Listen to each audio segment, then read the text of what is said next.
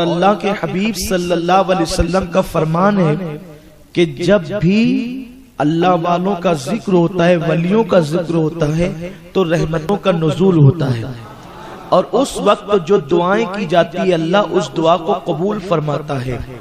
میرے پیارے آقا صلی اللہ تعالی علیہ وسلم کے پیارے دیوانوں، حضرت محبوب الہی نظام الدین اولیاء جن کو ہم کہتے ہیں، تو ان کا اصل نام محمد ہے اور ان کے ابا کا نام احمد ہے، اور یہ محمد احمد ان کو اس طرح پورا پکارا جاتا ہے اس لیے کہ پہلے طریقہ تھا کہ بیٹے اور باپ کا نام ایک ساتھ پکارا جاتا تھا، جیسے کہ ہم کہتے ہیں نا عبد الرحمن ابن عوف، عمر ابن خطاب، اسی طریقے سے ایک اصول تھا باپ کے ساتھ بیٹے کا نام پکارنا، تو وہ محمد احمد محمد احمد محمد احمد اس طرح ہوا کہ آپ کے نام کے ساتھ ایسے یہ لازم ہو گیا کہ لوگوں کو یہ خبر ہی نہ رہی کہ حضرت محبوب الہی کے والد کا نام احمد ہے، تو ان کا نام محمد احمد ہے۔ اور حضرت نظام الدین اولیاء رحمت اللہ تعالی علیہ ہندوستان کے شہر مدینۃ الاولیاء بدایوں شریف میں پیدا ہوئے۔ آپ کے والد بزرگوار کا مزار اب بھی بدایوں شریف میں ہے، اور آپ کا پورا بچپنا بدایوں شریف میں گزرا۔ 27 صفر المظفر کو حضرت محبوب الہی بدایوں شریف میں چاشت کے وقت پیدا ہوئے۔ اور بات یہ ہے کہ اولیاء اللہ میں بہت ساری اقسام ہیں، بہت سارے ولی ایسے ہیں کہ پہلے انہوں نے گناہوں کی زندگی میں اپنے لمحات کو گزارا، پھر کوئی اللہ والا مل گیا اور انہوں نے سچی توبہ کر لی، پھر وہ ولی ہو گئے، تو وہ بھی قابل احترام ہے، اور بہت بڑی بڑی منزلیں انہوں نے بھی پائی۔ لیکن کچھ اولیاء ایسے ہیں جو ماں کے پیٹ سے ولی پیدا ہوئے، شکم مادر سے ولی پیدا ہوئے، انہوں نے اپنی زندگی کے اندر پھر گناہ نہیں کیا، وہ معصوم تو نہیں، البتہ وہ محفوظ ضرور ہے۔ تو میرے آقا صلی اللہ علیہ وسلم کے دیوانوں، انہی اولیاء اللہ میں حضرت نظام الدین محبوب الہی ہے۔ آپ جب آپ کے جو نانا اور آپ کے دادا ہیں، یہ دونوں حضرات جو ہے وہ عرب سے بدایوں کی سرزمین پر تشریف لائے۔ یہ وہ دور تھا جب سیدوں کی دشمنی میں لوگ سیدوں کو قتل کر رہے تھے اور بہت ظلم کر رہے تھے، اس لیے کہ تاریخ آپ اٹھا کر کے پڑھیں، سب سے زیادہ تکلیف جو حکمراں اور بادشاہ رہے ہیں ان کو سادات کرام سے رہی ہے، کیونکہ اس کی وجہ یہ ہے کہ بادشاہ ہزار محنت کوشش اور کاوشوں کے باوجود عوام کے دل میں اپنی اتنی اہمیت پیدا نہیں کر سکتے تھے۔ ظاہر سی بات ہے جو حرام کھائیں گے قوم دیکھے کہ حرام کھاتے ہوئے تو پھر لوگ ان کا احترام کیوں کریں گے، جھوٹ بولیں گے تو قوم احترام کیوں کرے گی۔ لیکن چونکہ سادات کی جو نسبت ہے وہ نیکی کی وجہ سے ان کا احترام نہیں ہے، سادات کرام کی جو عزت اور احترام ہے وہ نیکی اور پرہیزگاری کی وجہ سے نہیں ہے، ان کے جسم کے اندر خون رسول موجود ہے۔ بھئی اگر حضور علیہ السلام نے وضو کیا، اگر آج کسی شیشی کے اندر وضو کا پانی لا کر کے رکھا جائے تو ہم کتنا اس کا احترام کریں گے، یہ رسول اللہ کے وضو کا پانی ہے، تو ہم اس کو تو کوثر اور زمزم پر بھی فضیلت دیں گے۔ کیوں؟ اس لیے کہ یہ میرے رسول کے جسم سے مس ہوا پانی ہے۔ اب آپ بتائیں اگر کسی شیشی میں رسول اللہ کے جسم سے مس پانی آ جائے تو وہ اتنا احترام کے قابل ہے، تو جس کے جسم میں رسول اللہ کا خون آ جائے، جسم سے لگا ہوا پانی ایک الگ چیز ہے، اور حضور کے جسم کا خون منتقل ہونا ایک الگ چیز ہے۔ تو اس لیے پوری کائنات میں عالم اسلام میں مسلمانوں نے ہر دور میں سیدوں سے محبت کی، تو بادشاہوں کو ٹینشن رہتا تھا کہ یہ جس دن اٹھ کر کے کھڑے ہوں گے ہمارا تختہ پلٹ دیں گے، تو اس وقت بادشاہوں نے سیدوں کو قتل کرنا شروع کیا۔ بلکہ ایک بزرگ سے میں نے روایت سنی کہ وہ فرماتے ہیں کہ پہلے سیدوں کے جسم میں خوشبو آتی تھی تو عام عوام بھی اس کو سونگھ کر پہچان جاتی تھی کہ یہ سادات میں سے، سادات کرام میں سے۔ تو جس وقت تو لوگوں نے بنو امیہ کے دور سے جب دشمنی سیدوں کی شروع ہوئی دور یزید سے، تو سونگ سونگ کر سیدوں کو قتل کیا گیا کہ یہ سادات ہیں قتل کرو، سادات قتل کرو۔ تو پھر ایک بہت بڑے سید تھے، اللہ کے ولی بھی تھے، انہوں نے دعا کی کہ اللہ سیدوں سے نبی کے خون کی خوشبو اٹھا لے۔ اب یہ خوشبو عام انسانوں کو نہیں آئے، بلکہ جو اولیاء ہوں صرف انہی کو یہ خوشبو اب آیا کرے، اب عام لوگوں کو نہیں، کیونکہ ولی تو سیدوں کو قتل نہیں کرے گا، نقصان نہیں پہنچائے گا، عام عوام نقصان پہنچاتی ہے، حسد کرتی ہے۔ تو پھر وہ خوشبو اٹھا لی گئی، اور اس کے وہ واقعہ اس کا شاہد ہے، آپ نے بار بار سنا ہوگا کہ سیدی اعلیٰ حضرت امام احمد رضا کو جب پالکی میں سوار کر کے لوگ لے کر کے چلے، تو آپ نے اس وقت فرمایا کہ تم میں کون سادات میں سے میری پالکی روک دو۔ تو پالکی جب روک دی گئی تو آپ نے کہا کہ تم میں سے کون ہے، مجھے خوشبو آتی ہے۔ تو تین خاموش رہے، اور ایک نے سر جھکا کر کے کہا مزدور سے کام لیا جاتا ہے، اس کا نسب نہیں پوچھا جاتا۔ تو تب آپ نے فرمایا کہ آپ مجھے معاف کر دیں، اور معافی کی شان سے مانگی ہے، ایسے نہیں کہ آپ مجھے معاف کر دیں، فارمالیٹی نہیں پوری کی ہے، کیونکہ اعلیٰ حضرت کے یہاں ریاکاری کا کوئی دخل نہ تھا، قول و فعل میں کوئی تضاد نہ تھا، منبر اور زمین پہ کوئی فرق نہ تھا، وہ سچا عاشق رسول تھا۔ ان کا یقین تھا کہ میری ترقی علم کی بنیاد پر نہیں، میری ترقی تقوی کی بنیاد پر نہیں، میری ترقی کاظم صاحب کا پوتا، علی رضا کا پوتا، نقی علی خان کا بیٹا ہونے کی بنیاد پر نہیں، میری ترقی کا راز غلامی مصطفیٰ کی بنیاد پر ہے، عشق اہل بیت کی بنیاد پر ہے۔ تو امام نے اس شان سے معافی مانگی کہ اپنا امامہ اتار کر کے ان کے اس مزدور سید زادے کے قدموں میں رکھا، اور وہ کہتے رہے کہ میں نے معاف کیا، میں نے معاف کیا، پھر بھی کہتے دل نہیں بھرتا۔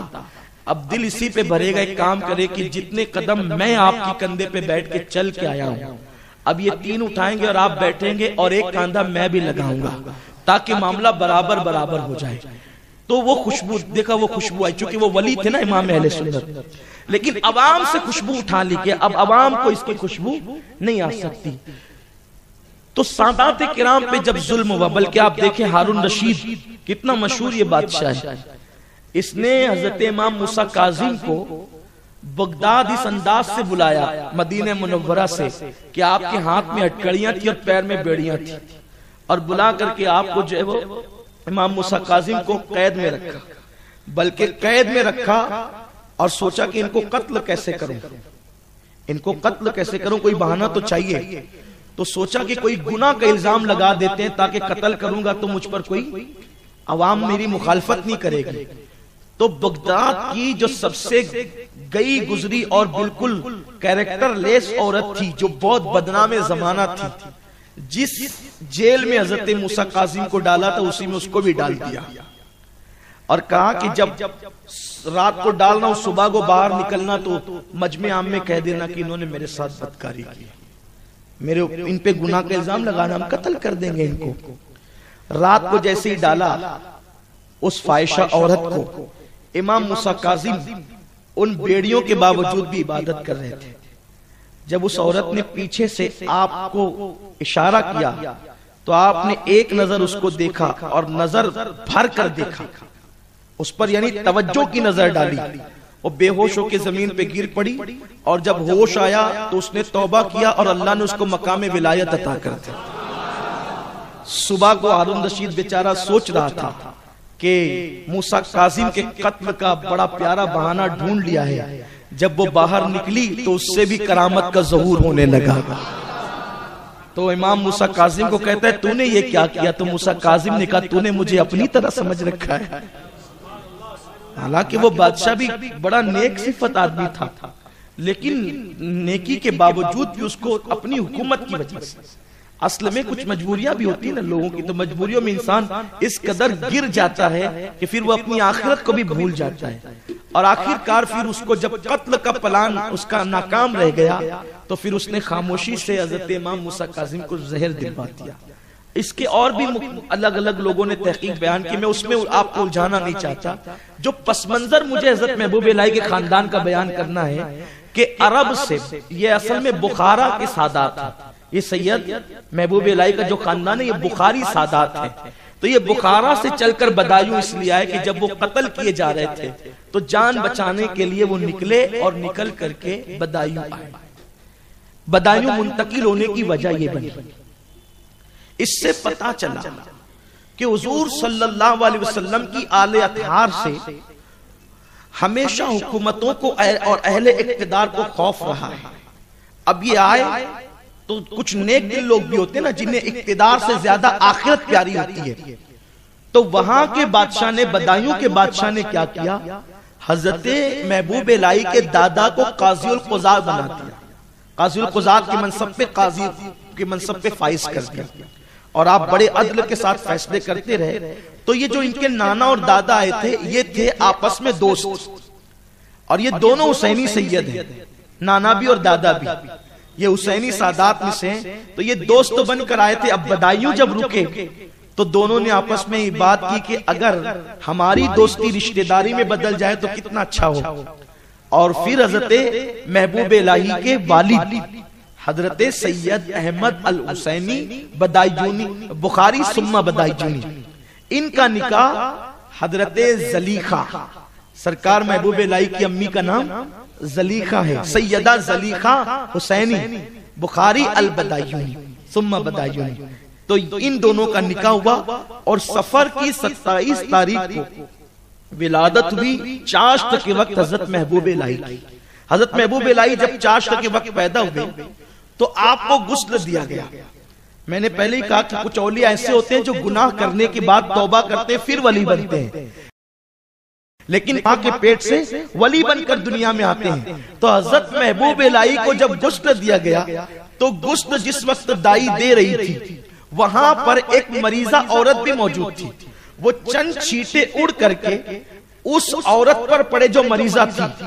تو ان چھیٹوں کی برکت سے, حالانکہ وہ لا علاج مریضہ تھی, لیکن بس اس لیے وہ اس وقت آ گئی تھی کہ چلو ایک سیدہ کی میں خدمت کر لوں اور ان کی دعائیں لے لوں.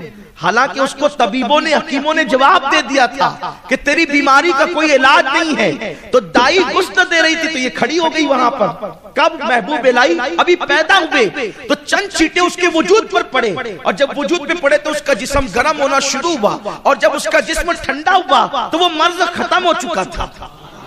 اس کے بعد سے حضرت محبوب الہی کے یہاں پھر یہ رسم ہو گئی کہ جس دن محبوب الہی کی ولادت کا دن آتا حضرت محبوب الہی غسل کرتے اور وہ غسل کا پانی مریضوں میں تقسیم کیا جاتا, اور جو مریض بھی لے کر کے جاتا اللہ اس کو شفا عطا فرماتا. آپ کے بچپنے میں بھی یہ ہوا, آپ کی جوانی میں ہوا, اور بعد میں بھی یہ ہوا, اور آج بھی لکھا گیا ہے کتابوں کے اندر موجود ہے. جس دن حضرت محبوب الہی کی ولادت کا دن آتا ہے تو آج بھی آپ کے مزار کو غسل دیا جاتا ہے. ہر ولی کے مزار کو غسل کب دیا جاتا ہے؟ جو ہے وہ سندل کے وقت, عرس کے ایام میں دیا جاتا ہے. لیکن حضرت محبوب الہی کو جو ہے کہ مزار کو جو ہے وہ وصال کے دن کے ساتھ ساتھ ولادت کے دن بھی غسل دیا جاتا ہے. اور وہ مزار کا پانی آج بھی لا علاج مریضوں میں تقسیم کیا جاتا ہے. جو سچی عقیدت کے ساتھ لے جاتے ہیں اللہ بغیر دوا کے ان کو آج بھی شفا عطا فرماتا. یہ آج بھی کرامت حضرت محبوب الہی کی ہے. الحمدللہ میں نے بھی اس میں شرکت کی ہے. 27 صفر المظفر کو ایک دن ایسے ہی ہو گیا کہ ہر سال عرس اعلی حضرت میں حاضری ہوتی ہے, تو سیدی اعلی حضرت کی بارگاہ میں گیا, اور میں جب بھی دلی جاتا ہوں تو اپنے اوپر لازم کر لیا کہ ہم لوگ جو ہے وہ محبوب صاحب کے یہاں جاتے ہیں, اور جب جاتے ہیں نا تو ایک عجیب ہی کیفیت اور عجیب ہی نوازنے کا انداز ہوتا ہے. جب گئے, کبھی ایک مرتبہ ہم لوگ گئے تھے تو جو ہے وہ ہمارے حافظ صاحب برادر گرامی حافظ مقصود اشرف صاحب, حافظ غفران صاحب اور جمیل بھائی صاحب, قاری صاحب بھی تھے, قاری عبدالسلام صاحب, ہم لوگ رات کو دلی رکے. ہم لوگوں کو بدایوں ہی جانا تھا, شاید بدایوں جانا تھا اور دلی رکے تھے. تو ہمارے رشیف وغیرہ کا سفر تھا. رات کو میں نے کہا یار ایک کام کرتے ہیں, ابھی آئے لاج میں پڑے رہنے سے اچھا ہے کہ محبوب کے قدموں میں پڑے جائیں. یقین جانے پھر وہاں جو ہوا کچھ نہ پوچھے, راز خلوت جانا لب پہ آ نہیں سکتے. بس بات اتنی ہے، ان کے بڑے کرم ہیں، بڑی عنایتیں۔ تو ایک مرتبہ سرکار محبوب الہی کی بارگاہ میں گیا تو دیکھا کہ پورا حرم سجایا جا رہا ہے۔ تو اس وقت تو مجھے نہیں پتا تھا، آپ کی زندگی کے واقعات پڑھ رکھے تھے لیکن دھیان میں نہیں تھا کہ ولادت کس تاریخ کو ہوئی۔ تو میں نے وہاں کے خدام سے پوچھا کہ یہ سجاوٹ کیسی؟ تو کہا کہ یہ آج 27 سفر ہے نا، حضرت کی ولادت کا دن ہے۔ تو پھر مجھے وہ واقعہ یاد آیا کہ ارے آج تو غسل ہوتا ہے، اور حضرت کے دور سے یہ چلا آ رہا ہے کہ حضرت کا پانی جو ہے وہ لا علاج مرض کے لیے شفا ہے۔ پھر میں وہاں رکا اور الحمدللہ پھر اس کی برکتیں میں نے حاصل کی۔ اور وہ رسم اب پتہ نہیں خدام کرتے یا نہیں کرتے، یہ تقریباً پھر بھی میرے خیال سے 10 سال پہلے کی بات ہے۔ مجھے نہیں لگتا کہ بند ہو گئی ہوگی، کیونکہ عام طور پہ جو آستانے کے خدام ہوتے ہیں وہ لوگ جلدی سے کوئی رسم بند نہیں کرتے۔ تو اگر اب بھی کوئی مریض ہو تو آپ اس کو یہ مشورہ دے سکتے ہیں، کیونکہ یہ آپ کی ولادت سے چلا رہا ہے۔ اور آپ غور کر سکتے ہیں کہ ہمارے اولیاء کس قدر برگزیدہ، کس قدر عظیم ترین ہیں کہ ان کے جسم سے لگا ہوا پانی جب لوگوں کے لیے شفا کا ذریعہ بن جاتا ہے۔ اچھا یہ بات آپ کوئی کہے کہ بھئی حدیث سے ثابت کرو کہ حدیث میں کہاں ہے کہ ایسا ہے، تو الحمدللہ ہم حدیث بھی پڑھ سکتے ہیں۔ حدیث میں بھی آیا ہے تبرکات شفا کا ذریعہ، یہ حدیث میں بھی آیا ہے۔ اللہ والوں کے تبرکات سے شفا ملتی ہے، حدیث پاک میں موجود ہے یہ۔ اور آپ نہیں اٹھا کر کے دیکھیں، میں نے میلاد کے موقع بیان کیا تھا کہ جب سرکار نے حج کے موقع پر اور عمرہ کے موقع پر اپنے زلف مبارک کو جو ہے وہ کا حلق کرایا تو صحابہ نے وہ زلفیں تقسیم کر لی، اور وہی زلف حضرت ام سلمہ بھی لے کر آئی۔ تو سرکار نے مسکراتے پوچھا کہ تم اس کا کیا کرو گی؟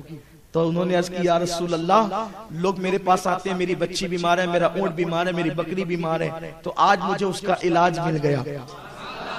جب بھی کوئی میرے پاس بیمار کو لے کر آئے گا تو میں اس مبارک کو پانی میں جو ہے وہ غسل دے دیا کروں گی، اور اس کا غسالہ میں مریضوں کو پلا دیا کروں گی، تو اللہ اس لوگوں کو شفا عطا فرمایا کرے گا۔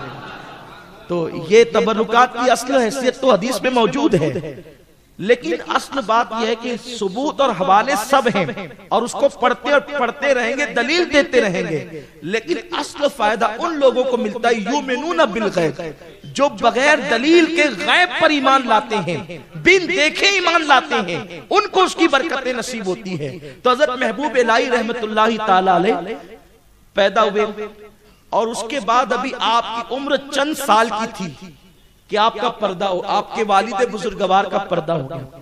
آپ کے جو والد صاحب تھے حضرت سید احمد الحسینی، آپ دنیا سے کوچ کر گئے۔ تو اب چونکہ آپ بادشاہ کے قاضی تھے تو مال و دولت بہت زیادہ تھی گھر میں، اور بچپنا بڑی شان سے گزرا، لیکن جیسے ہی وصال ہوا آپ کے والد بزرگوار کا، آپ کی عمر اس وقت تو بہت چھوٹی تھی، 7-8 سال یا 10 سال کی عمر کے تھے۔ مختلف لوگوں نے مختلف سنہ لکھا ہے، لیکن 10 سال سے زیادہ کسی نے نہیں لکھا ہے۔ تو اس چھوٹی سی عمر میں جب آپ یتیم ہو گئے اور آپ کے والد کا پردہ ہو گیا، تو جو دولت تھی اور جو رقم آتی تھی وہ تو سب پھر ختم ہو گئی، اور اب آپ کے غربت کے ایام شروع ہو گئے۔ تو جس وقت غربت کے ایام شروع ہوئے تو آپ کی والدہ ماجدہ چرخہ کاٹ کر اور کپڑے بن کر کے آپ کا گزر بسر کرتی تھی اور آپ کی پرورش کرتی تھی۔ حضرت محبوب الہی کی بہن بھی تھی جو آپ کے ساتھ پرورش پاتی تھی۔ حضرت محبوب الہی فرماتے میری ماں اتنی متقی تھی حضرت سیدہ زلیخا کہ جس دن فاقے کا دن ہوتا اس دن میری ماں یہ نہیں کہتی کہ بیٹا ہم کو فاقہ کرنا ہے، بلکہ جب فاقے کا دن ہوتا تو میری ماں کہتی بیٹا آج ہم اللہ کے مہمان ہیں۔ تو جب ماں کہتی آج ہم اللہ کے مہمان ہیں تو فرماتے میں سمجھ جاتا آج فاقہ کشی کی نوبت آ گئی، اور پھر خود فرماتے ہیں جب کئی دن تک کے مسلسل مجھے کھانا ملتا تو میں سوچتا کاش امی آج یہ کیوں نہیں کہتی کہ ہم اللہ کے مہمان ہیں، کیونکہ اب فاقہ ہونا چاہیے۔ دیکھ رہے سپوت کے پاؤں پالنے میں نظر آتے ہیں، کیسے اللہ کے برگزیدہ بندے ہیں۔ ارشاد فرماتے ہیں کہ جس وقت کئی دن تک فاقہ نہیں ہوتا تو میرا دل کہتا کہ فاقہ ہو، اور میری ماں مجھ سے کہے بیٹا آج ہم اللہ کے مہمان ہیں۔ اسی غربت میں زندگی گزر رہی تھی۔ آپ بدایوں میں بہت سارے علماء سے پڑھتے تھے۔ آپ نے قرآن مقدس جوانی کے بعد حفظ کیا، یعنی جب آپ جوان ہو گئے اس کے بعد آپ نے قرآن مقدس حفظ کیا، بچپنے میں قرآن حفظ نہیں کیا، لیکن اس وقت بدایوں میں ایک بزرگ رہتے تھے، اگر کوئی ان کے پاس ایک پارہ حفظ کر لیتا تو زندگی میں کبھی نہ کبھی وہ پورا قرآن حفظ کرنے کی سعادت حاصل کر لیتا تھا۔ تو آپ نے ایک پارہ ان کے پاس پڑھا تھا یہ سوچ کر کہ اب حفظ پھر کبھی بیٹھ کر کے کر لیں گے، ابھی جو ہے وہ ظاہری علوم حاصل کر لیں۔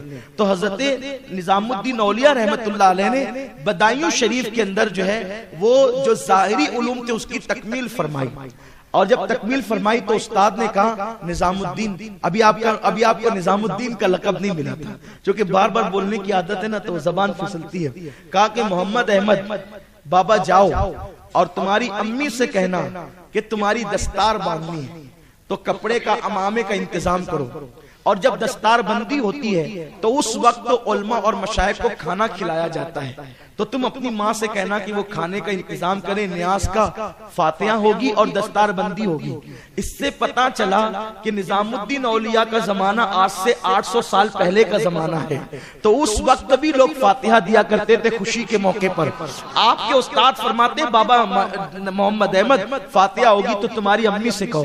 جب یہ ماں کے پاس آئے، ماں سے کہا امی کہ دستار بندی ہونی ہے اور نیاز شریف کا اہتمام کرنا ہے، تو ماں کی آنکھوں میں آنسو آ گئے اور ماں کہنے لگی بیٹا ہمارے گھر میں تو کھانے کے لیے لالے پڑے ہوتے ہیں، اتنے علماء کو ہم کیسے کھلائیں گے؟ تو پھر ماں نے کہا ایک کام کر، تو اپنے استاد سے چند مہینے کی مہلت لے لیں، میں دستار کا بھی انتظام کروں گی اور کھانے کا بھی انتظام کروں گی۔ تو پھر آپ کی امی کیا کرتی؟ نہ رات کو سوتی نہ دن کو سوتی، دن کے وقت لوگوں کے کام گھر میں بیٹھ کر کے کرتی اور اس سے پیسے کماتی اور نیاز کا انتظام کرتی، اور رات کے وقت آپ ایک چھوٹا سا چراغ جلا کر کے سوت لاتی اور اس سے آپ کی دستار اپنے ہاتھوں سے بنا کرتی تھی۔ تو حضرت محبوب الہی کی امی نے ان کی دستار کو اپنے ہاتھوں سے بنا تھا، اور جب انتظام کیا تو چند لوگ کا انتظام ہوا اور بقیوں کا انتظام نہیں ہوا، تو آپ کے استاد نے کہا جتنا تمہاری امی نے انتظام کیا ہے وہ اور باقی کے ہم ملا دیتے ہیں، لیکن دستار بندی کا پروگرام رکھتے ہیں۔ جب دستار بندی کا پروگرام ہوا، اب یہاں پر طلبہ کی خاص طور پہ توجہ، مبلغین اور سارے نوجوانوں کی خاص طور پہ توجہ۔ دیکھو یاد رکھنا، کبھی بھی کسی کو بلندی، کسی کو عروج، کسی کو ترقی، کسی کو شہرت، کسی کو ناموری غرور کی بنیاد پر نہیں ملتی، ہمیشہ انسان عزت پاتا ہے عاجزی کی بنیاد پر۔ تو جس دن حضرت محبوب الہی کی دستار بندی کا دن آیا کہ آپ کو عالم کی آج دستار دی جائے گی، تو آپ کے استاد نے بڑے بڑے علماء کو بدایوں کے مدعو کیا۔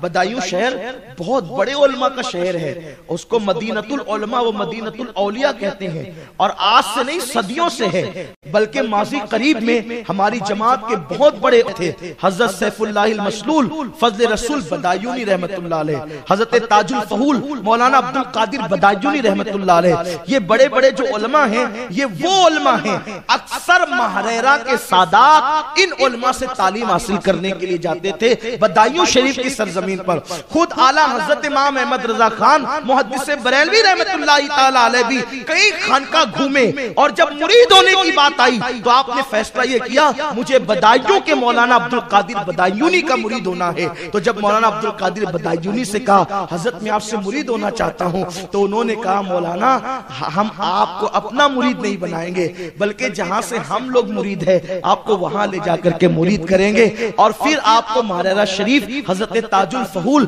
مولانا عبد القادر بدایونی لے گئے۔ تو آپ نے مولانا عبد القادر بدایونی حضرت تاج الفہول کی شان میں 200 اشعار لکھے، جس میں سے ایک شعر یہ بھی ہے، پیر تجھ سے ملا محب رسول،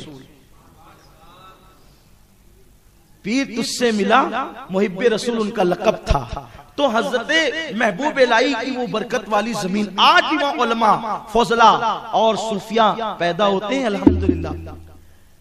تو جس وقت آپ کے استاد نے بڑے بڑے علماء کو بلایا تو اس میں اولیاء اللہ بھی تشریف لائے۔ تو جیسے ہی پہلا امامے کا ایک پیج آپ کے سر پہ رکھا گیا تو آپ پہلے ہی پیج پر جتنے وہاں پر بڑے علماء تھے ان کے پیر کو چومنے لگے۔ دوسرا ڈالا گیا تو پھر دوسرے پر بھی چوما سب کے پیر، تیسرا ڈالا گیا، تیسرے پہ بھی سب کے پیر چومے، تو وہاں پر ایک مجذوب بزرگ تھے، فرمایا یہ جو جھک رہا ہے نا، اس کا جھکنا کوئی معمولی نہیں ہے، یہ بچہ آج جھک رہا ہے، کل اللہ اس کو اتنی بلندی عطا فرمائے گا کہ اس کی بلندی کو دیکھ کر کے لوگ دنگ ہوتے ہوئے نظر آئیں گے۔ حضرت محبوب الہی کی ابتدائی زندگی یہ ہے۔ پھر حضرت محبوب الہی جب دستار آپ کی ہو گئی تو پھر آپ نے اپنی امی سے کہا، امی ہم لوگ کب تک غربت میں زندگی گزاریں گے، ایک کام کرتے ہیں کہ ہم لوگ دلی چلتے ہیں، اور دلی چل کر، چونکہ دلی بڑا شہر ہے تو وہاں چل کر کے ہم کچھ کمائیں گے، کاروبار کریں گے، اور پھر جو ہے ہم اپنی غربت اور تکلیف کو دور کر دیں گے۔ وہ واقعہ میں پہلے بیان کر چکا ہوں، میں اس کا ذکر نہیں کروں گا، وہ سونا بنانے والا واقعہ کئی تقریروں میں میں پیش کر چکا ہوں اس کو، تو اس کے علاوہ میں عرض کر رہا ہوں۔ اور آپ اپنی امی کو اور اپنی بہن کو لے کر کے آئے، اور آپ نے ایک سرائے میں قیام کیا، چند دن تک اس سرائے میں قیام کیا، اور اس کے بعد پھر وہاں سے آپ کو نکال دیا گیا۔ دیکھو اولیاء اللہ کی زندگی کس قدر پر مشقت ہوتی ہے۔ میں غوث پاک کی زندگی پڑھتا ہوں تو مجھے بہت ایک عجیب سی رکت طاری ہوتی ہے۔ غوث پاک کہتے ہیں 36 سال تک کہ بغداد میں کوئی مجھے پہچانتا تک نہیں تھا۔ ہم ہمیشہ بعد کی زندگی کے تذکرے کرتے ہیں، وہ محنت والی زندگی کے تذکرے ہم کبھی نہیں کرتے، یا کبھی ہم سننا بھی پسند نہیں کرتے۔ حضرت محبوب الہی کو سرائے سے بھی نکال دیا گیا، پھر آپ نے جو ہے وہ پھر ایک عالم دین کے گھر پہ قیام کیا، چند دن وہاں قیام کیا، اور آپ کی ذہانت اور آپ کا علم اور آپ کا تقوی دیکھ کر اس عالم کو حسد ہو گیا، اس نے بھی آپ کو وہاں سے نکال دیا۔ پھر آخر کار یہ ہوا، حضرت بابا فرید الدین گنج شکر رحمت اللہ تعالی علیہ کے سگے بھائی تھے جو دلی کی مسجد میں امامت کرتے تھے، تو یہ وہاں گئے تو وہاں جانے کے بعد انہوں نے ان کو دیکھا کہ یہ بہت نیک آدمی ہیں، ان سے کچھ کتابیں بھی آپ نے پڑھی، اور پھر اس کے بعد آپ نے ان سے کہا کہ حضرت میں یہ چاہتا ہوں کہ میں قاضی بنا دیا جاؤں۔ اس دور میں جو قاضی ہوتا تھا وہ چیف جسٹس ہوتا تھا، یعنی کہ وہ چیف جج کی حیثیت رکھتا تھا۔ قاضی کا مطلب یہ نہیں کہ وہ صرف نکاح پڑھاتا تھا، نہیں، بلکہ قاضی کا مطلب یہ ہوتا تھا کہ قاضی آنے والے فیصلے، جو مقدموں کے فیصلے بھی کرتا تھا۔ تو آپ کی تمنا تھی کہ میں قاضی بن جاؤں۔ ابھی آپ مرید نہیں ہوئے تھے بابا صاحب کے، تو آپ کے بھائی سے ملاقات ہوئی، اور آپ کے بھائی کو یہ بہت ماننے لگے تھے حضرت محبوب الہی، تو اس وقت کہا کہ حضرت دعا کریں کہ میں قاضی بن جاؤں۔ تو اس وقت میں حضرت بابا فرید الدین کے بھائی تھے نا، وہ بھی کوئی چھوٹی موٹی ذات تو نہیں تھی۔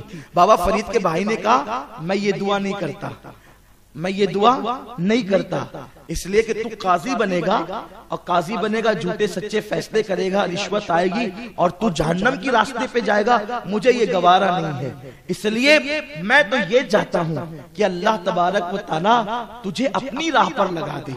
اور جب یہ بات آپ نے کہی، اور یہ بات کہنے کے بعد پھر چونکہ بابا صاحب کے وہ سگے بھائی تھے، تو بابا فرید الدین کی صحبت میں رہ چکے تھے، سگے بھائی تھے، بہت متاثر تھے بابا فرید سے، تو پڑھائی کے درمیان اکثر بابا فرید کا ذکر کرتے تھے، بابا فرید کا تذکرہ کرتے تھے۔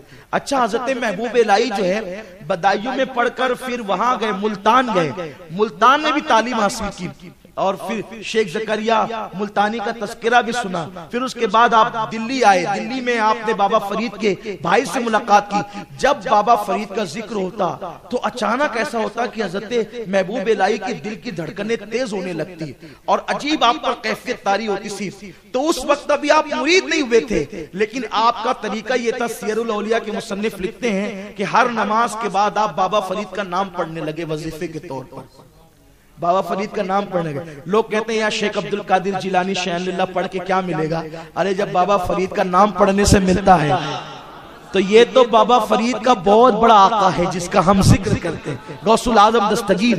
ارے فرید الدین کو جو ملا ہے میرے غوث کے در سے، سارے ولیوں کو ان کی چوکھٹ سے ملا ہے۔ حضرت نظام الدین اولیاء بابا فرید کا نام پڑھتے تھے۔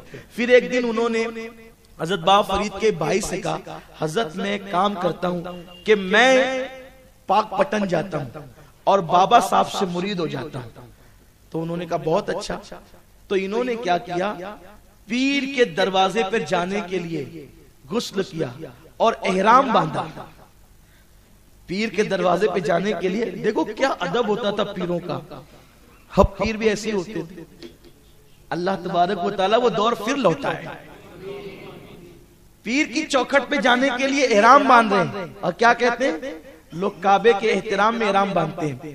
کعبے سے بڑا درجہ ولی کا ہوتا ہے. ہاں یہ ان کی اپنی عقیدت، ان کی اپنی محبت تھی. تو انہوں نے احرام باندھا، غسل کیا اور 2 رکعت نفل پڑھے اور ماں سے اجازت لے کر آپ چل دیے پاک پٹن کی طرف. جب آپ پاک پٹن تشریف لے گئے تو بابا فرید جو ہے وہ بار بار دلی سے آنے والے رستے کو یوں کرتے تھے، یوں کرتے تھے، اور آپ کی آنکھوں میں آنسو آ جاتے تھے. پھر یوں کرتے تھے، آنکھ میں آنسو آ جاتے تھے. تو اس وقت حضرت بابا فرید کے یہاں پر ان کے بڑے چہیتے مرید حضرت جمال الدین ہاسوی، یہ اتنے چہیتے مرید تھے بابا صاحب کے کہ بابا صاحب پاک پٹن اور دلی چھوڑ کر کے کئی دن تک ہانسی میں رہے. حضرت جمال الدین کیا فرماتے تھے؟ جمال میرا جمال ہے. حضرت بابا فرید کہتے تھے جمال میرا جمال ہے. اور جب دلی کی طرف یوں کر کے کرتے تھے سنتے تھے. تو ایک دن کسی نے پوچھا، اور کوئی کون تھا؟ حضرت جمال ہاشمی نے پوچھا بابا صاحب یہ آپ کیا کرتے ہیں؟ تو اس وقت فرماتے ہیں کہ مجھے میرے محبوب کی خوشبو آتی ہے. دلی سے جو آ رہا ہے نا وہ میرا محبوب، مجھے اس کی خوشبو. دیکھو کیا نظریں اللہ والوں کی اور کیا شان ان آقاؤں کی. پھر کیا ہوا؟ جب حضرت نظام الدین اولیاء پہنچے، وہاں پہنچنے کے بعد بابا صاحب کا اس وقت مرید کرنے کا طریقہ الگ تھا. ہر دور میں مرید کرنے کا طریقہ الگ الگ رہا. تو اس دور میں جو مرید کرنے کا طریقہ تھا، آنے والے کو مرید کرتے تھے. اچھا پہلے مرید بھی نہیں کرتے تھے. جو آتا تھا پہلے اس کو بولتے تھے چلو برتن دھو خانقاہ کے، لنگر بانٹو، جھاڑو دو، اور کئی برسوں تک کے رکھتے تھے. میں کہتا ہوں کہ اگر آج ایسا کروائیں گے نا تو کوئی مرید ہوگا ہی نہیں. اس لیے بولنا پڑتا ہے بھئی چلو مرید ہو جاؤ. نہیں، کم سے کم کچھ نہ کچھ تو کوئی نسبت تو آپ کو مل جائے، اس کی برکت ہی مل جائے. لیکن اب بتائیں نا کہ وہ پھر اچھا ایک چیز ہے، پیر بھی بیچارہ سوچتا ہوگا کہ جلدی سے مرید یہاں سے ہٹے تو میں پیر لمبے کروں، اور اپنے گھر میں اس کو جھاڑو دینے رکھوں گا تو پھر یہ پتہ نہیں چل جائے گا کہ میں کون ہوں اور کیا ہوں. تو گویا کہ مرید کرنے والا بھی جو ہے وہ سوچتا تھا کہ یہ مجھے چیک کر لے پہلے، اور مرید ہونے والے کو بھی موقع دیا جاتا تھا کہ جانچ لے کون ہے اور میں بھی اس کے قلب کی صفائی کر لوں. یعنی اس وقت تو پیری مریدی ایک بزنس نہیں تھا. دیکھو میں مذاق کے لیے نہیں کہتا یا کسی پہ طنز کے لیے نہیں کہتا، میں بار بار اللہ کے گھر میں کہتا ہوں. جب بھی میں گفتگو کرتا ہوں تو میں جو دل پہ گزرتی ہے اور جو حالات اس پہ کہتا ہوں. پرٹیکولر میرے ذہن میں کوئی آدمی نہیں ہوتا کہ میں کسی کے خلاف کہوں. بس گناہ کی بات ہے. اب شراب پہ تقریر کروں، کوئی شرابی ہو تو کہا مجھے کہا، زنا پہ کروں تو کوئی زانی ہو تو مجھے کہا. تو اب مجھے کیا کون آیا ہے؟ مجھے تو اپنی بات کرنی ہے. اگر میں اب یہ گناہوں کا تذکرہ نہ کروں اور بگڑے ہوئے حالات کا ذکر نہ کروں تو پھر بات کرنے کا فائدہ کیا ہے؟ تقریر کرنے کا فائدہ کیا ہے؟ یہ تقریر کوئی جو مشاعرہ تھوڑی نہ ہے نا کہ آپ نے پڑھی ہوئی غزلوں کو پھر پڑھ کر کے واہ واہ لے لی، داد لے لی اور ختم کر دیا. ایسی بات نہیں ہے. تقریر کا مقصد یہ ہے کہ آنے والوں کی زندگی بدلنے کی کوشش ہونی چاہیے تاکہ آنے والے کچھ تو بدلیں. اور ہم بھی آپ میں سے ہیں، بولتے ہیں تو آپ کو بھی مخاطب کرتے ہیں اور اپنے آپ کو بھی مخاطب کرتے ہیں تاکہ آپ کی زندگی بھی بدلے اور ہماری زندگی بھی بدلے، اور اللہ ہم آپ کی زندگی کو بدلے تاکہ قیامت کے دن ہم شرمندگی سے بچ جائے. تو آج کل تو جس کو دیکھو پیری مریدی کی دکان شروع کیے ہوئے، بس اللہ ہی رحم کرے. اور کل پیروں کے پاس لوگ جا کے کہتے تھے کہ مرید کا جو کہتے تھے ابھی وظیفہ کر، ابھی یہ کر، ابھی وہ کر. اب تو لوگ خود سے کہتے ہیں کہ کس کا مرید ہے تو، چل ادھر آ میرے سے مرید ہو جا.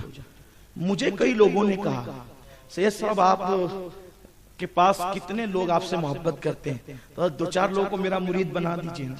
میں نے کہا اچھا میں اس کو پھنساؤں؟ وہ مجھ پہ عقیدت اور اعتماد کرتا ہے اور قیامت کے دن کو جواب دے گا؟ تو میں تو کھلے منہ کا آدمی ہوں اور دشمنی سے ڈرتا نہیں ہوں، اس لیے کہ جب اللہ نے اس منزل پر رکھا ہے کہ حق کہوں پھر حق کہوں. حق کہہ کر 72 کے ساتھ ہو جانا بہتر ہے. حق کہہ کر 72 کے ساتھ ہو جانا بہتر ہے. باطل کہہ کر 22,000 کی ضرورت نہیں ہے. یہ اصل چیز ہے. بات یہ اصل ہے. اپنے بھی ناخوش ہیں، اپنے بھی ناخوش ہیں ہم سے، اور بیگانے بھی ناخوش کیوں؟ اس لیے کہ نہ ان کو حق چلتا ہے نہ ان کو حق. بات یہ ہے، لیکن میں حق کہنا نہیں چھوڑوں گا، تقریر چھوڑ دوں گا، لیکن حق جب تک میری زبان چلتی رہے گی، جو مجھے حق نظر آئے گا میں اس پہ بولتا رہوں گا. اور ظاہر سی بات ہے، حق کا راستہ پھولوں کی سیج نہیں ہے، یہ کانٹوں کی راہ ہے. اور آپ سے بھی کہتا ہوں، یہاں بے شک اور واہ واہ کرتے ہو، سبحان اللہ کرتے ہو، تو ذرا آپ بھی حق پر چلو، آپ بھی لوگوں کو پہچانو، آپ بھی شریعت پر چلو. ورنہ یہ ہفتہ واری اجتماع میں برسوں سے جاتے ہیں، کیا تبدیلی آئی؟ کچھ نہیں. یہ نہیں ہونا چاہیے. زندگی کو بدلو، کوئی بھروسہ زندگانی کا نہیں. اگر آج نہیں بدلو گے تو کبھی اپنے آپ کو بدل نہیں سکتے. اجتماع کا مقصد تبدیلی ہے، اجتماع کا مقصد انقلاب ہے، اجتماع کا مقصد زندگیوں کو بدلنا ہے، دلوں کو بدلنا ہے. اور اولیاء اللہ نے دل بدلے ہیں. زندگی میں ایک بندہ بھی بدل گیا، اس کی بھی نجات ہے اور اپنی بھی نجات ہے. تو ٹائم بھی اب زیادہ ہوتا ہے، تو محبوب الہی جب گئے تو آپ کو ڈائریکٹ مرید کر لیا گیا، اور وہاں بہت سارے چلا کشی کر رہے تھے، لیکن آپ کو خلافت نہیں دی گئی. اس لیے کہ بابا فرید تھے نا وہ. اور مرید کا طریقہ یہ تھا کہ جب مرید کرتے تھے تو سر مونڈتے تھے. اور یہ تھے جوان، اور جوانوں کی فطرت ہر دور میں کم و بیش ایک جیسی ہوتی ہے، کئی تھوڑی کئی زیادہ. تو انہوں نے دل میں سوچا کہ بابا صاحب تو میرا بھی ٹکلا کریں گے، سر مونڈیں گے، حلق کریں گے، تو شرم آئے گی مجھے، کیونکہ مجھے ابھی پاک پٹن میں اپنی اعلیٰ تعلیم جاری رکھنا ہے، تو میں طلبہ کے درمیان کیسے بیٹھوں گا. تو بابا صاحب نے کینچی لی اور 2-4 بال کاٹے اور کہا کہ محمد احمد تم حلق نہیں کرانا چاہتے تو ہم بھی کرنا نہیں چاہتے، چھوڑ دو اس کو. لیکن ایک بات آپ سے کہتا ہوں، بظاہر ایسا لگتا ہے مریدی کے وقت جو حلق ہوتا ہے عام طور پہ آپ جو کراتے ہیں اس کی کوئی اہمیت نہیں ہے، بلکہ آج کے دور میں بار بار ٹکلا نہیں کرانا چاہیے. یہ ٹکلا اس لیے کہہ رہا ہوں تاکہ آپ کو سمجھ میں آئے، کیونکہ میری تقریر چھوٹے چھوٹے بچے بھی سنتے ہیں. تو حلق کرنا کہوں گا تو کس کے حلق کے نیچے اترے گا وہ. تو اس لیے میں کہنا چاہتا ہوں کہ ٹکلا بار بار کرانا اس دور میں منع ہے. کیوں منع ہے؟ اس لیے کہ حضور علیہ السلام نے فرمایا آخری دور میں، یعنی کہ آخری دور میں بار بار سر منڈانا یہ منافقین کی علامت ہے. تو کچھ لوگ کیا کرتے ہیں، وہ بار بار سر منڈاتے ہیں، اور سر بار بار منڈانے سے گردن ان کی ہو جاتی ہے بہت موٹی، تو وہ بہت بھدے نظر آتے ہیں. تو اس لیے حضور علیہ السلام نے اپنی زندگی میں صرف 2 مرتبہ حلق کرایا، ایک تو قضا عمرہ کے وقت اور ایک تو حج کے موقع پر. یعنی جب بھی حج عمرہ کرو تو بار بار حلق کراؤ. کیوں؟ اس لیے کہ حضور علیہ السلام نے حلق کرانے والوں کے لیے دعا کی ہے، مغفرت کی اور رحمت کی دعا کی ہے. اور آپ کو بتاؤں، بظاہر یہ کہنے کی بات ہے، لوگ سمجھتے ہیں کہ یہ حلق کرانے سے کیا ہوتا ہے. یہ میرا مشاہدہ ہے، اور آپ بھی کبھی مشاہدہ کر سکتے ہیں. آپ عمرہ کریں، اور عمرہ کرانے کے بعد آپ نے عمرہ پورا کر لیا، آپ جیسے شہر سے چہرہ لے کر گئے تھے پورا عمرہ ختم ہونے تک چہرہ ویسا ہی ہوتا ہے. لیکن جیسے ہی حلق کراؤ، خدا جانے کہاں سے اچانک چہرے پہ نور آ جاتا ہے اور چہرہ چمکنے لگتا ہے. یہ بارہا کا میرا مشاہدہ ہے، آپ کبھی اس پر غور کر لینا، آپ خود بھی غور کرنا. وطن میں ٹکلا کرائے کچھ نہیں، لیکن حرم میں آپ سر منڈائیں تو چہرے پر قدرتی نورانیت آ جاتی ہے، چمک آ جاتی، چہرہ بدل جاتا ہے. تو ایسے ہی بابا صاحب جب لوگوں کا حلق کرتے تھے تو انہوں نے دیکھا نہیں تھا، سن رکھا تھا کہ جوان ہوں کیسے حلق کراؤں، تو حلق نہیں کرایا. لیکن یہ ابھی مرید ہو کر کے کچھ دن گزرے تو ایک اور مرید ہونے کے لیے آئے، تو بابا صاحب نے ان کا حلق کیا، ان کا پورا سر مونڈ دیا، تو چہرے پہ نورانی کرنیں آنے لگی. تو انہوں نے کہا بابا صاحب ایک بات عرض کروں. کہا کہ کہو محمد احمد کیا بات؟ کہا اس کا حلق کیا میرا نہیں کیا؟ کہا تو تم تو سوچ رہے تھے نا کہ تمہارا نہیں ہونا چاہیے، ہم نے نہیں کیا، یہ زبردستی کا سودا نہیں. کہا نہیں، جو نور اس کو ملا ہے وہ مجھے بھی چاہیے، اس لیے میرا بھی سر منڈا دیا. تو آپ کا سر بہرحال منڈایا گیا، اور آپ جو ہے وہ تقریباً 4 یا 6 مہینے سال بھر میں بابا فرید کی بارگاہ میں رہتے، پڑھتے، وہاں پر تزکیہ ہوتا اور بہت کچھ ہوتا، اور اس کے بعد پھر آپ واپس آ جاتے. تقریباً کم و بیش 10 مرتبہ آپ نے دلی سے پاک پٹن کا سفر کیا، 7 مرتبہ آپ نے پیر و مرشد کی حیاتی میں کیا، اور 3 مرتبہ آپ نے پیر و مرشد کے وصال کے بعد مزار شریف کی زیارت کے لیے کیا۔ اور جب تک آپ آتے جاتے رہے، اور پھر آپ کی والدہ کا بھی وصال ہو گیا۔ آپ نے شادی نہیں کی، حضرت محبوب الہی نے شادی نہیں کی۔ شادی نہیں کرنے کی وجہ یہ تھی کہ حضرت بابا فرید جب دنیا سے تشریف لے گئے تو آپ کی بیٹی تھی اور اس کے چند یتیم بچے تھے۔ تو بابا فرید کی بیٹی چونکہ پیر و مرشد کی بیٹی تھی، اس لیے حضرت نظام الدین اولیاء ان کی بچوں کی اور ان کی کفالت کرتے تھے۔ تو دلی کے کچھ بدبختوں نے یہ بات اڑا دی کہ محمد احمد کا اور بابا فرید کی بیٹی کا، بیوہ بیٹی کا کچھ آپس میں چلتا ہے۔ تو حضرت نظام الدین اولیاء نے کہا اللہ کی قسم، جو جائز طور پر کسی کو اپنے ساتھ نہیں کرنا چاہتا وہ ناجائز طور پر کس کو اپنے ساتھ کرے گا، اور اس قول پر پوری زندگی قائم رہے، اور آپ نے ساری زندگی نکاح نہیں فرمایا، بغیر نکاح کے آپ رہے۔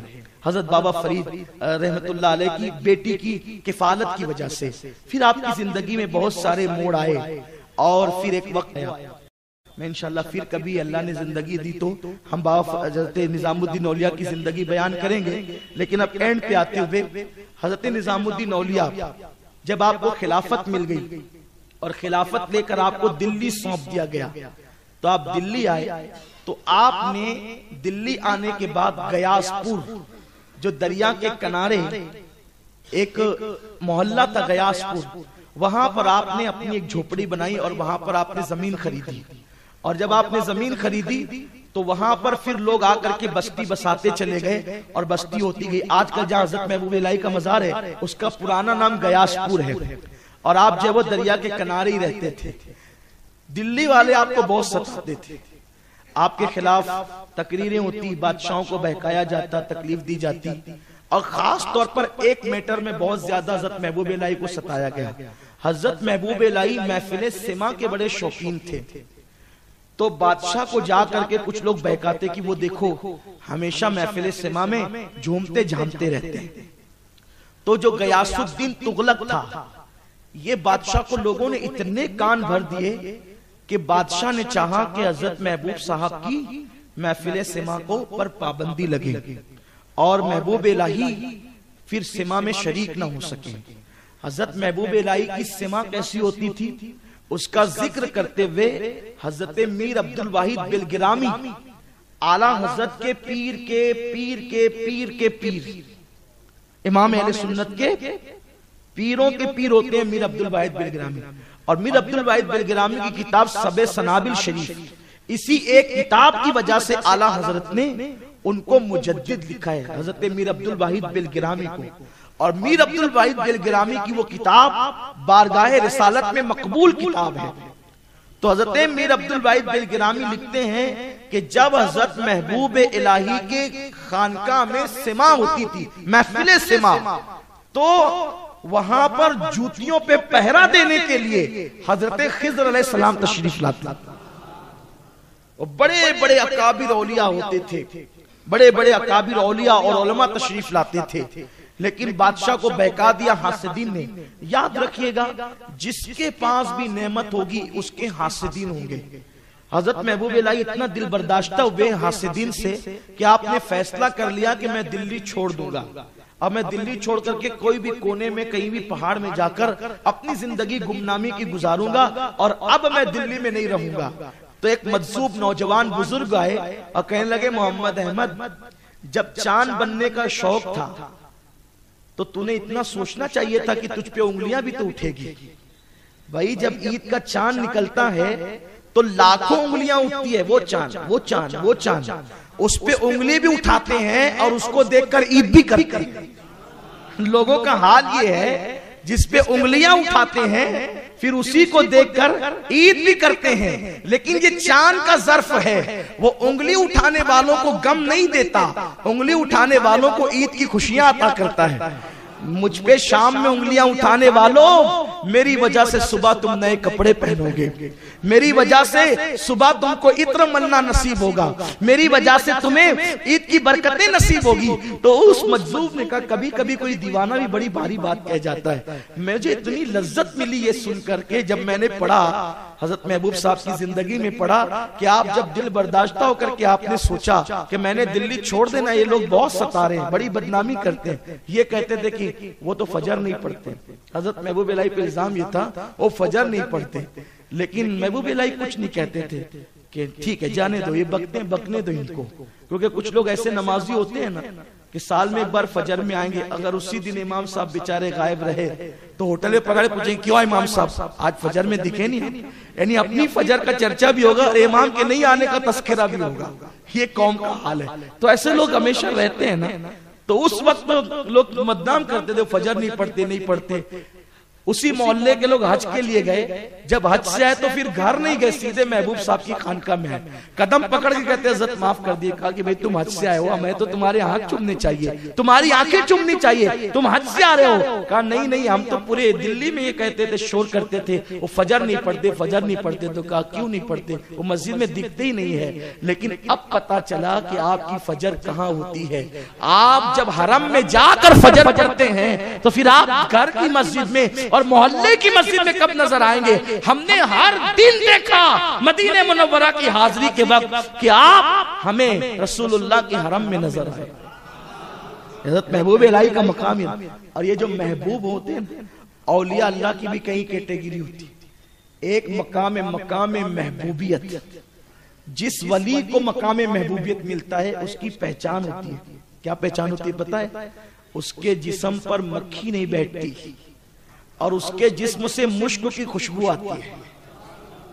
مقام محبوبیت، یہ شان حضرت محبوب سبحانی حضور غوث پاک کی ہے اور حضرت محبوب الہی کی ہے، یہ بڑا مقام ہے۔ ایک مرتبہ ایک بزرگ پہنچے وہاں پر محبوب الہی کے پاس، کہا حضرت عطر کون سا لگایا، بہت خوشبو آ رہی ہے۔ فرمایا یہ عطار کے بوستان کی خوشبو نہیں ہے، یہ عطار کے بوستان کی خوشبو نہیں ہے، یہ دوستان کے عشق کی خوشبو ہے، یہ دوستان کے عشق کی خوشبو ہے۔ اور صوفیہ نے لکھا اپنی کتابوں کے اندر کہ جس ولی کو مقام محبوبیت ملتا ہے زندگی میں اس کا جسم مہکتا ہے، بعد وصال کفن مہکتا ہے، اور پھر بعد میں قبر بھی مہکتی ہے۔ آج بھی حضرت محبوب الہی کے مزار پہ حاضری دیجیے خشوع و خضوع کے ساتھ۔ ہم لوگ جو حاضری دیتے ہیں نا، السلام علیکم صاحب کا الحمدللہ رب العالمین قل اللہ احد اللہ الصمد، یہ حاضری کا طریقہ ہے۔ اور پھر اس کے بعد یہ فاتحہ پڑھ لی راجدھانی ایکسپریس کی طرح، اور اس کے بعد دونوں ہاتھ رکھ کے گئے قبر پر اور پورا وزن قبر پہ ڈال دیا۔ یہ ہے ہمارے حاضری کا طریقہ۔ کتنی جہالت میں یہ قوم زندگی گزارے گی۔ ہمارے بزرگوں نے فرمایا ولی کے آستانے پر جاؤ تو یوں حاضری دو، وہ حیات ہوتے زمین کے اوپر تو کتنا ادب کرتے، بس اسی طرح ادب کرو۔ اب آپ ہم لوگوں سے، ہم آپ سے ملتے ہیں تو کیا کندھوں پہ پورا وزن ڈالتے جی؟ نہیں، تو پھر قبر پر پورا وزن کیوں ڈالتے؟ میں حضرت مولانا اسحاق رحمت اللہ علیہ کے سندل میں گیا تو جس کو دیکھ رہا ہوں کہ وہ پوری قبر پہ ہاتھ ڈال کر کے جو وہ پورا وزن ڈال رہا ہے، میں کہا کیا کرتے ہو؟ اور کچھ لوگ ناراض بھی ہوئے کہ یہ جب آتے ہیں کسی نہ کسی کو کچھ نہ کچھ کہتے ہیں، پھر غلط دیکھوں تو نہ کہوں تو کیا ہوگا؟ یہ کوئی بات ہوئی؟ پورا وزن قبر پہ ڈال دیا۔ ادب سے جو ملتا ہے، جو ادب سے ملتا ہے وہ مانگنے سے بھی نہیں ملتا۔ ادب بہت بڑی چیز ہے۔ ٹھیک ہے اولیاء اللہ کی قبر چومنا اس کا طریقہ ہے، ہاتھ مس کرو چوم لو، یا پھر اگر چومنا ہی ہے تو پھر ایسے حساب سے چومو کہ آپ کے لب قبر پر لگے، پورا وزن قبر پر۔ اور آپ جانتے ہیں اللہ کے حبیب صلی اللہ علیہ وسلم نے فرمایا جن چیزوں سے زندوں کو تکلیف پہنچتی ہے ان چیزوں سے قبر والوں کو بھی تکلیف پہنچتی ہے۔ اس لیے جب اولیاء اللہ کے مزارات پہ جایا کرو تو بہت ادب کا خیال کیا کرو، احترام کا خیال کیا کرو۔ ارے ولیوں کے مزار کا ادب تو فرشتے بھی کرتے ہیں، اولیاء اللہ کے مزار کا ادب فرشتے بھی کرتے ہیں۔ اس لیے ہمیں چاہیے کہ ہم اللہ والوں کے مزارات کا ادب کریں، ادب سے جائیں۔ ہو سکے تو حاضری کا طریقہ یہ قدموں کی طرف سے جائیں، سلام کہیں اس طرح کہ وہ سلام سن رہے ہیں۔ خشوع خضوع کے ساتھ سارے وسوسات خیالات نکال دیں، اور جتنی دیر تک کہ دل جمتا ہے، طبیعت جمتی ہے، درود شریف پڑھیں، سورہ فاتحہ پڑھے، ہو سکے تو 11 مرتبہ قل اللہ شریف پڑھیں، اور چہرے کی طرف کھڑے ہو کر کے دعا کریں، ان کے وسیلے سے اللہ سے مانگے۔ یہ زیادہ بہتر طریقہ ہے کہ ان کے وسیلے سے اللہ سے مانگے، لیکن اگر ان کو اللہ کا بندہ سمجھ کر ڈائریکٹ ان سے بھی مانگے کہ اللہ کی عطا سے اذن سے یہ مجھے عطا کریں گے تو بھی مانگ سکتے ہیں۔ ٹھیک ہے، دونوں طریقے ہیں، لیکن افضل طریقہ کون سا ہے کہ ان کے وسیلے سے اللہ کی بارگاہ مانگے، اور ایک طریقہ یہ بھی ہے جو اہل اسلام میں چلا رہا ہے کہ ان سے بھی مانگ سکتے ہیں، جائز ہے، یہ ناجائز نہیں ہے، کیونکہ طبرانی کی روایت ہے کہ میری امت کے وہ لوگ جن کے چہرے نورانی ہیں، جن کو دیکھ کر خدا یاد آتا ہے، ان سے دنیا اور آخرت کی حاجتیں مانگا کرو، تم ضرور پاؤ گے، کیونکہ اللہ نے میری رحمت کا حصہ میری امت کے اولیاء میں رکھا ہے۔ تو اولیاء اللہ سے بھی مانگ سکتے ہیں، اس کا انکار نہیں کرنا چاہیے۔ تو حضرت محبوب الہی کی بات چل رہی تھی کہ آج بھی ان کے مزار مقدس سے خوشبو آتی ہے، اور سرکار غوث پاک کا بھی وہی معاملہ ہے۔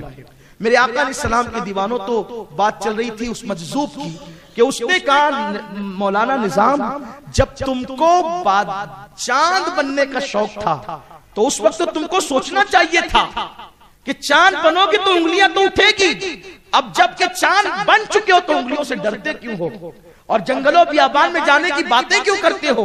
یہیں پہ رہو اور لوگوں کو فائدہ پہنچاؤ، یہیں پہ رہو کرو، لوگوں کو بدلنے کی کوششیں کرو۔ تو حضرت نے پھر باہر نکلنے کا اور دلی چھوڑنے کا ارادہ ترک کر لیا۔ غیاث الدین تغلق اس بادشاہ نے آپ کے قتل کا فیصلہ کیا کہ میں نظام الدین کو قتل کر دوں گا۔ حضرت مولانا رکن الدین محبوب الہی سے بہت پیار کرتے تھے، تو انہوں نے سوچا کہ چلو مولانا نظام الدین کو سمجھائیں گے۔ اچھا، یہ نظام الدین آپ کو لقب کیسے ملا وہ بھی تھوڑی میں ایک دم شارٹ میں سن لیں، ٹائم ختم ہو گیا لیکن سن لیں۔ فرماتے ہیں کہ میں راستے سے جا رہا تھا، اچانک کسی نے کہا مولانا نظام الدین، پلٹ کر دیکھا تو کوئی نہیں تھا، پھر اس کے بعد سے جس کو دیکھو مجھے مولانا نظام الدین کہتا، نظام الدین کہتا، نظام الدین۔ یہ جو القابات ہوتے ہیں نا، خود سے کوئی گڑتا ہے تو بعد میں ختم ہو جاتے ہیں، لیکن جب غیب سے ملتے ہیں نا تو پھر وہ قیامت تک باقی رہتے ہیں۔ نظام الدین اولیاء یہ غیب سے ملا ہے آپ کو لقب۔ تو حضرت نظام الدین اولیاء رحمت اللہ تعالی علیہ سے رکن الدین مولانا رکن الدین بہت پیار کرتے تھے، تو انہوں نے سوچا یار یہ سما سنتے ہیں، سما سننا کوئی فرض و واجب تو نہیں، ان کا شوق ہے اور ایک جائز قسم ہے۔ ان کو جا کے سمجھا دیتے ہیں کہ بھائی اس کے بعد تم سما نہیں سننا، کیونکہ خام کا بادشاہ قتل کر دے گا تو اچھا نہیں ہوگا نا، اتنے بڑے بزرگ کو قتل کرے گا۔ تو جیسے ہی حضرت محبوب الہی نے کشف سے معلوم کیا کہ مولانا نظام الدین مجھے سمجھانے آ رہے ہیں، انہوں نے فوراً کہا کہ چلو سما کی محفل منعقد کرو، سجا دو محفل، سجا دی جائے۔ جب کہیں سے بھی نہیں ملتی ہے سکون کی دولت، تیرے دیوانے تیری محفل کو سجا لیتے ہیں۔ محفل سج گئی، قوالوں نے پڑھنا شروع کیا، اتنے مولانا رکن الدین کی انٹری ہوئی۔ جب مولانا اچھا یہ بات میں آپ کو پہلے واضح کر دوں، میں نے تقریر میں بھی اس سے پہلے کہا ہے، خانقاہوں میں اولیاء اللہ جو سما کرتے تھے وہ اس کے ہم قائل ہیں۔ یہ جو عام طور پر ہلڑ بازی ہوتی ہے نا کہ قوالن اور قوال کا مقابلہ ہوتا ہے اور ایک دوسرے کے اس میں شعر پڑے جاتے ہیں، قوالن میک اپ کر کے آتی ہے اور وہ جو جی میں آتا ہے پڑھتی ہے، یہ ناجائز ہے۔ خانقاہوں میں بطریق صوفیہ جو محفل سما ہوتی ہے وہ جائز ہے، اور وہ اللہ والوں کا طریقہ ہے۔ حضرت محبوب الہی نے کیا، حضرت بندہ نواز نے کیا، بابا برہان الدین غریب نے کیا، حضرت باعث خواجہ نے کیا، یہ ایک صوفیہ کا حضرت صابر پاک علاء الدین کلیری، حضرت صابر پاک کے سلسلے میں سما میں وجد بہت آتا ہے لوگوں کو، سلسلے صابریہ میں دو سلسلوں میں بہت وجد آتا ہے، ایک صابری ایک ابو العلائی۔ تو سلسلے صابریہ کے ایک بزرگ تھے شاہ ولایت، میں ان کے مزار پہ گیا ہوں، شاہ ولایت رحمت اللہ علیہ، ان کو ہی بہت وجد آتا تھا، صابری تھے نا، وہ ایک عجیب کیفیت ہوتی ہے وجد کی، ابھی آپ کو پتہ چلے گا اس کو۔ تو شاہ ولایت کے بارے میں نواب کو کسی نے بھڑکا دیا، بجنور کے نواب کو یا رامپور کے نواب کو، یہ شاہ ولایت جو ہے نا سما میں بڑا ناشتا ہے، کودتا ہے، تو اس نے محفل سما رکھی اور محفل سما رکھ کے کہا کہ جس کو بھی وجد ہے میں اس کو قتل کر دوں گا. اب نواب نے کہہ دیا. لوگوں نے شاہ ولایت کو کہا وہ ذرا ٹھیک سے رہیو، اگر آج وجد آئے گا تو جان پر بنائے گی. انہوں نے کہا جو ہوگا دیکھا جائے گا. بھائی جس کو جو وجد لائے گا اس کی جان پہ بنائے گی، جو وجد لائے گا اس کی جان پہ بنائے گی. لیکن جب من جانب اللہ آئے گا، جب وہ وجد کی کیفیت دے گا تو ہماری جان کی حفاظت بھی وہ کرے گا. تو حضرت شاہ ولایت گئے محفل میں، اور جب محفل میں گئے اور جب پڑھائی شروع ہوئی، اشعار شروع میں پڑھنا، تو شاہ ولایت نے اپنا رومال نکالا. بادشاہ دیکھ رہا تھا کہ ابھی اٹھیں گے لیکن اٹھے نہیں ہے. اپنا رومال نکالا اور یوں ہلانا شروع کیا.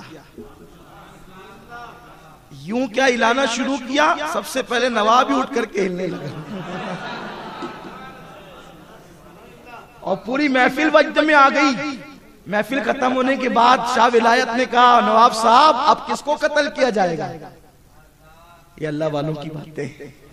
جو چیز سمجھ میں نہیں اس کا انکار نہیں کر دینا چاہیے، اس کو دیکھنا چاہیے، اس کو سمجھنا چاہیے، اس کو پرکھنا چاہیے. اور آپ کو بتاؤں یہ جو وجد ہے نا، وجد یہ مولا علی نے بھی کیا ہے. وجد اس کو اعلیٰ حضرت نے لکھا ہے میلاد الرضویہ کے اندر کہ جب حضور علیہ السلام نے کہا نا علی تو میرا بھائی ہے، تو مولا علی نے اس پر یوں وجد کیا. مولا کائنات نے اس پہ یوں وجد کیا. اور وجد کب آتا ہے؟ یار کی بات سن کر وجد آتا ہے. اور اعلیٰ حضرت کہتے ہیں ہمیں بھی وجد آئے گا. اعلیٰ حضرت کہتے ہیں ہمیں بھی وجد آئے گا. لوگ تو کہتے ہیں آنا چاہیے کہ نہیں آنا چاہیے، آئے کہ نہیں آئے. اعلیٰ حضرت کہتے ہیں ہمیں تو آئے گا، پہلے سے پیشن گوئی کرے. کب آئے گا؟ جب یار کو دیکھیں گے اور یار پل صراط کے کنارے کھڑے ہو کے کہہ رہے ہوں گے رب سلیم رب سلیم رب سلیم.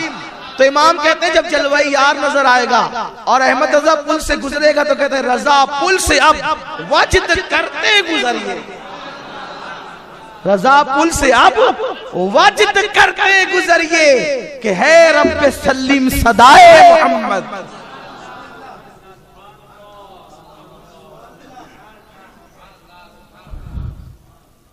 تو مولانا رکن الدین نے سوچا کہ پہلے آ کر کے ان کو منع کر دیتے ہیں کہ کسی طرح سے سما کا معاملہ ختم ہو جائے اور محبوب صاحب کی جان بچ جائے.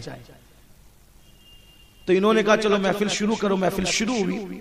جب محفل شروع ہو گئی تو مولانا رکن الدین آئے تو آئی گئے، یہ آئے تو آئی گئے. تو حضرت محبوب الہی اٹھے اور وجد کرنے. جب وجد کرنے لگے تو مولانا رکن الدین نے آپ کی آستین پکڑی اور آستین پکڑ کے آپ کو بٹھانے کے لیے کھینچا کہ بیٹھ جاؤ. محفل چالو ہے اور آستین پکڑے کہا بیٹھ جاؤ. یہ وجد کرتے رہے. اس کے بعد جب آستین چھوٹی ہاتھ سے تو دوسری مرتبہ انہوں نے جبے کا کنارہ پکڑ کے کھینچا بیٹھ جاؤ. جب وہ جبے کا کنارہ بھی چھوٹا ہاتھ سے تو انہوں نے مصلی بچھایا اور نماز شروع کر دی. محفل بھی ختم ہوئی، ان کی نماز بھی ختم ہوئی. تو کسی نے پوچھا مولانا رکن الدین پہلی بار آستین پکڑا دوسری بار نہیں پکڑا، پہلی بار آستین پکڑا دوسری بار جبے کا کونا اور تیسری بار کچھ بھی نہیں پکڑا، نماز شروع کر دی. میں تجھے کیا پتا، جب پہلی بار وہ وجد کر رہے تھے تو ان کا پیر 7ویں آسمان پہ تھا. جب حضرت میں یہ محبوب الہی ہے، حضرت محبوب الہی کا مقام یہ ہے. لوگوں کو پتا ہے اولیاء کی عظمت، اولیاء اللہ کی عظمت. اور میں یہ اس لیے بیان کر رہا ہوں ابھی آپ کو پتا چلے گا ولیوں کی شان اور میرے محبوب نظام الدین اولیاء کا مقام کیا ہے. اللہ اکبر. اور یہ محفل بھی غوث پاک کی شان کی محفل ہے. ایک جملے میں شان بیان ہوگی ابھی اور آپ کو پتا چلے گا حضرت محبوب الہی کا جب رکن الدین رحمت اللہ علیہ نے مولانا رکن الدین نے آستین پکڑی پہلی مرتبہ تو کہا کہ میں نے آستین اس وقت پکڑی کہ جب وہ وجد کے لیے کھڑے ہوئے تو ان کا پہلا قدم 7ویں آسمان پہ تھا تو میرے ہاتھ میں آستین آ گئی تو آستین پکڑی. جب دوسری مرتبہ میں نے ان کو وجد سے روکنا چاہا تو تو پھر وہ عرش پر جا چکے تھے، تو آستین میرے بس کے باہر تھی، لیکن جبے کو پکڑ سکتا تھا تو جبے کا کنارہ پکڑا، لیکن جب تیسری مرتبہ روکنا چاہا تو پھر وہ پتہ نہیں کہاں جا چکے تھے، پھر وہاں تک میری رسائی نہیں تھی۔ جب میں نے سوچا کہ میری رسائی یہاں تک نہیں ہے تو پھر میں نے نماز شروع کر دی۔